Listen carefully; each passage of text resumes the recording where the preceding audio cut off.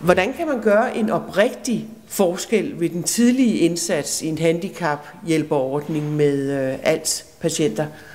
Jo, for den nydiagnosticerede patient er det meget vigtigt, at der findes et professionelt team omkring patienten og omkring patientens pårørende, som sådan kan samle op patienten, efter de har fået det her meget kedelige besked, at de har fået ALS.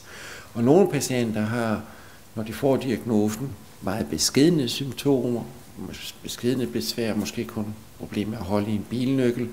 Andre patienter, de kan være helt forlammet i en arm eller et ben, de kan have mistet talemuligheden helt fra begyndelsen, når de får diagnosen. Så derfor må man også anpasse indsatserne efter den individuelle patients behov, og det kan som sagt variere rigtig meget.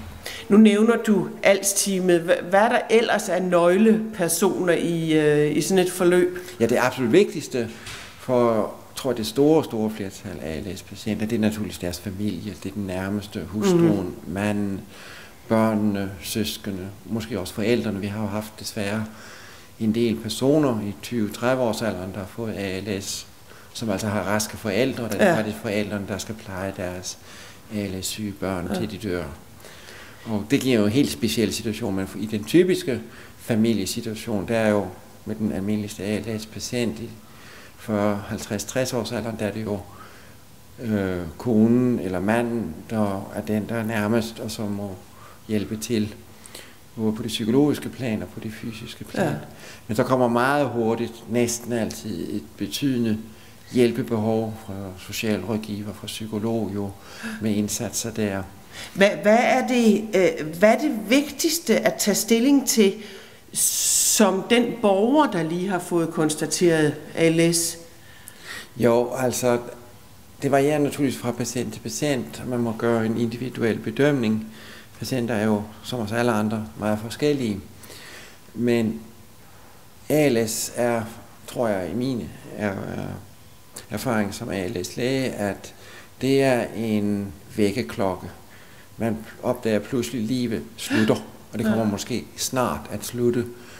Og man er måske 45-55 år gammel, og så kommer denne læge og siger, at du har nogle muskelsvind i en hånd eller et ben, og du har en dødelig sygdom, vi kan ikke helbrede den, vi kan hjælpe dig, men vi kan ikke helbrede den. Og det virker som en meget, meget voldsom besked på mange, og gør, at de må helt gøre en ny bedømmelse af sit liv. Hvad har jeg tilbage i mit liv? Tag det hele op til revision? Eller? Tag det hele op til revision og virkelig gøre om alle sine prioriteringer. Og det kan jeg også se, når jeg tænker tilbage på de mange patienter, jeg har haft. Jeg har haft forskellige baggrunde, forskellige professionelle uddannelser og så videre, forskellige familiesituationer. Dem, der har klaret sig bedst, det er næsten dem, som har sat sig ned og virkelig tænkt på, det her, det er mit liv, jeg har det bare det, jeg har nu, og så har jeg en uvis fremtid, men jeg ved, at den kommer at slutte om ikke så lang tid. Det kan være 1 år, det kan være 3 år, 5 år, der findes jo også en del ALS-patienter. Enkelte, der lever mere end 10 år, ofte svært handicap med deres sygdom, men der findes jo disse. Men altså for alle patienter gælder virkelig se over sit liv. Hvad er det, jeg vil med det liv, jeg har? Fordi den dag, du har nu, den kommer ikke tilbage i morgen. Der er ikke nogen genudsendelse, når det gælder ALS. Tak skal du have.